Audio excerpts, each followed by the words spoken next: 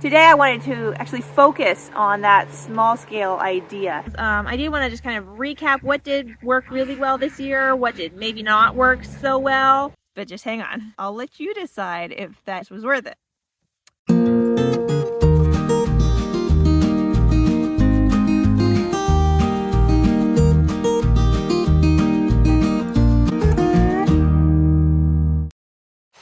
Hi, my name is Amanda. Welcome to the Front Acre.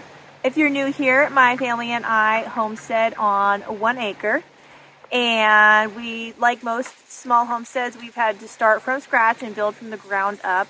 We started this channel to kind of bring people along and hopefully inspire them to make the best use of small spaces.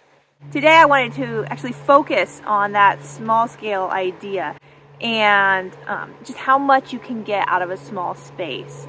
You can see I'm sitting in front of our summer garden here, and for today's video I wanted to show you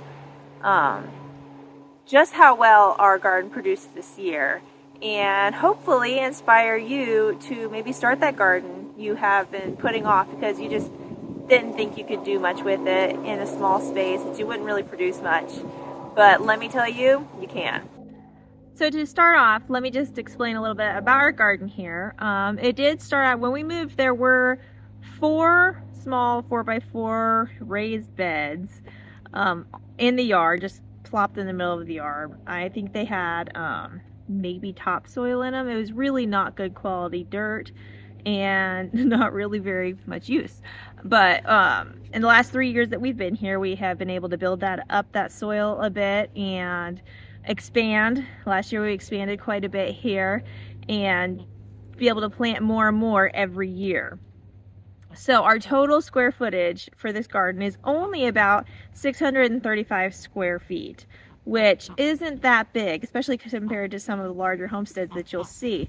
But with intensive planting and planting multiple seasons, you can really get a lot out of a small space like this. So before I go into all the little details, I do want to just kind of recap what did work really well this year, what did maybe not work so well.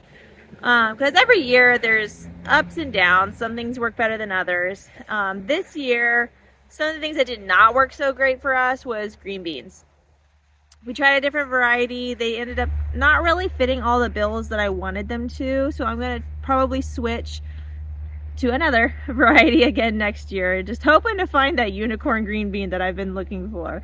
They did okay, but they really did not produce that well. We were able to put some away, but not as much as we usually do. And so even though we planted far more than we have in the past. So that was a little disappointing. So green beans didn't do so great. Winter squash, they just did not produce well. We did have some issues with squash vine borers, but that's not new around here. Every year we have squash vine borers.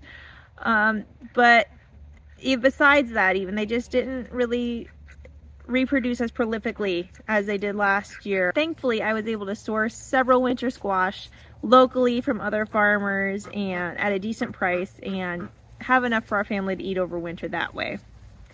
And the last thing is the carrots. Carrots tend to be really finicky.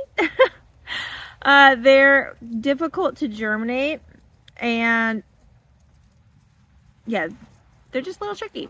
Once you do get them going, they usually do really great. But we had some tough time getting them started this year. I restarted several times and we've gotten a handful of them. There's still some in here, but they just are like really teeny tiny, not at all ready to harvest most of them. So they'll probably sit in there over winter and get harvested in spring.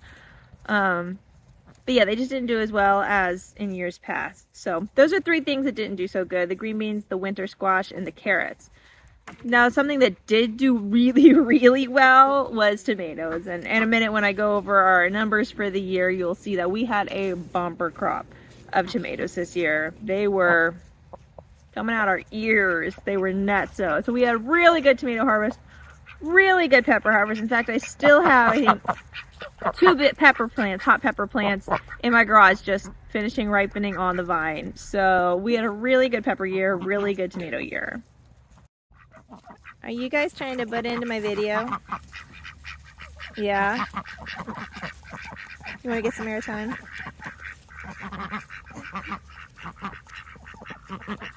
Hello. I do not have any food for you. Sorry.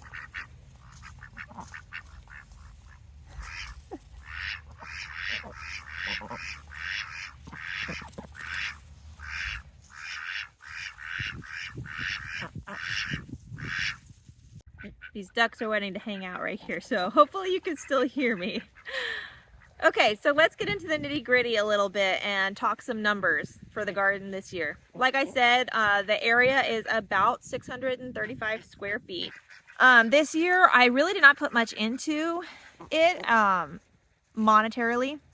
I did not add any amendments to the garden except for used bedding from the barn. And I was able to use a lot of seeds that I already had saved up from years past. So I did buy some more, around $55 worth of extra seeds, and then about $24 for onion sets. And then I also had gotten some organic pest control products to help with those squash vine borers. But overall, I only put about $85 into the garden this year. Now that may sound like a lot, but just hang on. Wait till the end and I'll let you decide if that $85 was worth it. Okay, so over the course of the summer, I have been keeping track in a notebook here of most of our harvests that we've gotten. There were several crops that I did not track, and also this information is only for this garden bed. We have fruit growing in the front yard that I did not track. We have blackberries, wild and cultivated blackberries out here. I did not track those. So this is just for this one garden bed, okay? I did not track the peas because most of them the kids ate before they got in the house. Same with the strawberries. I mentioned that I had bought onion sets, and we did plant them in here, but I never actually got around to counting or weighing them before I started using them. So I don't actually know how many I got out of there. It was, I want to say probably close to 100, but they're all but gone now. We've eaten them all already. So I did not count those. Cucumbers, just about every day my daughters came out here and ate them whole, straight out of the garden. So I did not count or track those. We did get a lot though, like a lot. Even though the plants didn't last that long and they kind of died off, but we got quite a few. I didn't track any of the greens or anything that I just came out here and grabbed for dinner, you know, little things like that. We grew a couple of different varieties of celery this year. I started tracking them, but then forgot. So celery did not, and then carrots, because most of them are in the garden still. I haven't fully, you know, weighed all those out. Plus, I mentioned the peppers that are still in the garage as well. So that's a lot of things I did not track. Okay, that will add a lot of numbers to my totals here. So keep that in mind. The numbers I give you are very much on the lower end of reality. I mean, the onions alone, that's several pounds of onions that got harvested that I didn't track. Same with, you know, carrots and cucumbers, you know, a lot of that would add really big to these numbers. So not counting those. The things I did count were the beets. We also saved some of the greens from those, but not all. A lot of them went to back to the animals to eat, because there's a lot of greens when you harvest beets. I tracked the garlic. I did write down, okay, the cucumbers, I did not weigh them, but I did keep a tally of approximately how many there were, not counting the ones that were eaten out in the garden. Green beans, I tracked zucchini, all of the different peppers that we had, tomatoes, tomatillos. I did write down the few carrots that we've harvested so far, but it's, like I said, there's still a lot in there. We had some eggplants, watermelon, didn't produce a lot. I think we had some weird weather issues with it, but the ones we did pick, I wrote down. Pumpkins, the winter squashes, all those. So those are the things I did track. So maybe 2/3 of the garden got tracked and the other third did not. I'm not gonna go through every single number of how much we got of everything on here, because I don't want to bore you with all of that, but I'll just give you some highlights. The beets, we got almost 30 pounds of beets plus over 12 pounds of beet greens. And if you were to buy beets at the grocery store, they're very expensive, like $3 a pound, and you usually can't find beet greens. So that's over $82 right there, just in beets. Okay. Garlic, we had 75 heads plus escapes. Again, escapes are something that are very hard to find at a grocery store. So that's another thing that you aren't going to find that we were able to get. Over 100 cucumbers, green beans, zucchini, which I noticed this year the zucchini really wasn't that cheap at the grocery store. Usually it is, and this year it was not. And then, like I said, lots of peppers, tomatoes. Like I said, we had a bumper crop of tomatoes this year. We had over 320 pounds of tomatoes out of this little garden here. We had so many tomatoes we didn't know what to do with. So huge tomato crop. Tomatillos, I was not prepared for how prolific tomatillos are. We had a ton of those too, over 20 pounds from 2 plants. What I did is I went back and I wrote down how many pounds we got of all the different types of produce, and then I compared that to the grocery store. Now, I grow all of my vegetables organically. I don't use any kind of chemical fertilizers or insecticides, anything like that. In fact, I usually like to not put anything on them at all. And like I said before, the only thing I put on them this year was something for the squash vine borers. And you can watch a video for that. I'll go ahead and put the link up in the top there if you're interested in how we did that.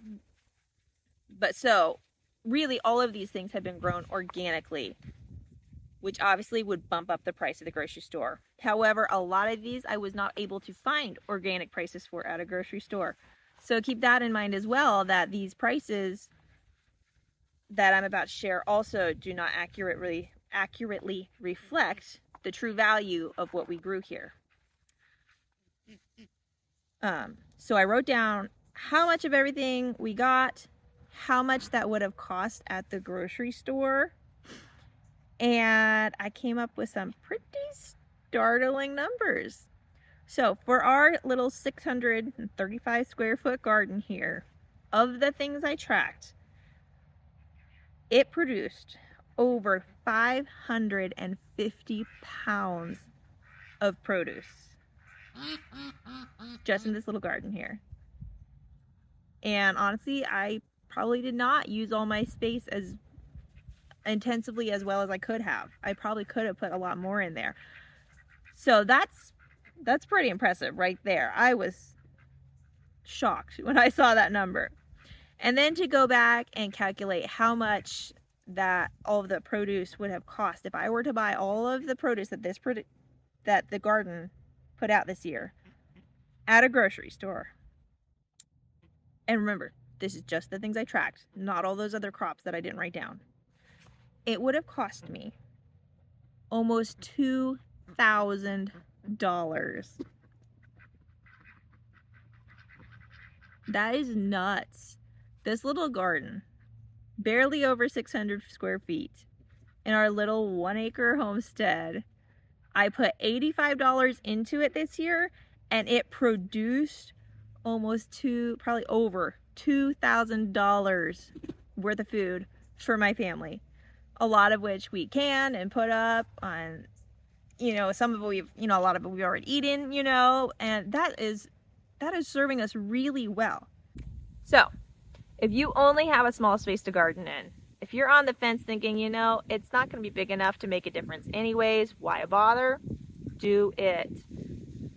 Plot out that garden bed now and get it started now so it can overwinter and have a healthier soil come spring, and then plant that garden, because even a small space can put out so much produce to serve you and your family well. I am so grateful for all the ways that God blessed us out of this garden this year. It has been such a blessing, such a help to us. Obviously with our food, but then financially as well, not having to buy all that produce. And it's going to continue serving us throughout the winter with all the things that we've put up and canned. So do it. It's a little bit of work, yes, but it's good work. It's enjoyable. It's health giving, just physically and emotionally, mentally, to get your hands in the dirt and to grow something from a seed. It's just incredible. So I hope that was inspiring to you. I hope that was helpful to you and has just given you motivation to go ahead and just do it. Even if you're in a suburban backyard, just do it. We've done that too. Had a small garden in our little postage box yard before. Even that little space is going to produce a lot and save you money in the long run, because you can't beat those prices. I hope this has been encouraging to you. I hope it was helpful. If so, please give it a like down below. Leave us a comment and let us know what you enjoyed about it. If there's something else you would have liked to know that maybe I didn't share. And just, we'd love to communicate back and forth. We love to be able to interact with our viewers. So please leave a comment below. And if you enjoyed this and if you want to see what else we have going on here, please don't forget to subscribe so that you can see more of our videos. Well, that is all for this week. I do hope you've enjoyed. And until next time, God bless.